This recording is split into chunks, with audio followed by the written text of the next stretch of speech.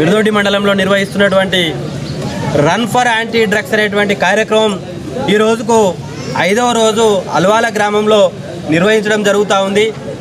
ఈ కార్యక్రమానికి ఏ గ్రామానికి వెళ్ళినా కూడా మొత్తం గ్రామ ప్రజలు ముఖ్యంగా యువకులు విద్యార్థులు పెద్ద ఎత్తున ఈ కార్యక్రమంలో పాల్గొని మా గ్రామాల్లో డ్రగ్స్ లేకుండా చూసుకుంటా ఉన్నాం।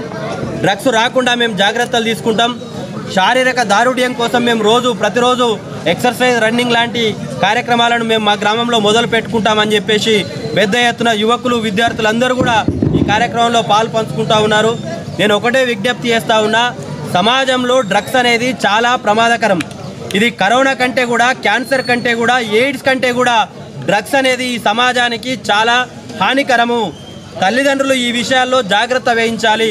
ఎవరికి వారు స్వీయ క్రమశిక్షణతోటి మన గ్రామాల్లో డ్రగ్స్ రాకుండా చూసుకోవాలి। ఎవ్వరు కూడా డ్రగ్స్కు బానిస కాకుండా జాగ్రత్త పడాలనేటువంటి విషయంలో అవగాహన కల్పిస్తూ మేము ఈ 10 రోజుల కార్యక్రమాన్ని రన్ ఫర్ యాంటీ డ్రగ్స్ అనేటువంటి కార్యక్రమాన్ని తీసుకోవడం జరిగింది।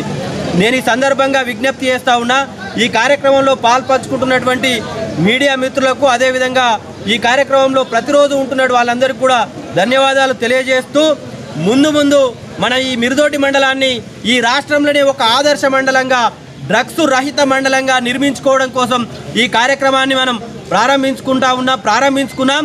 కాబట్టి ప్రజలందరూ భాగస్వాములు కావాలి। పెద్ద ఎత్తున ఇంకా మనకు 5 రోజుల పాటు ఈ కార్యక్రమం జరుగుతుంది కాబట్టి ప్రతి ఒక్కరు కూడా ఈ కార్యక్రమంలో పాల్గొంచుకోవాలి।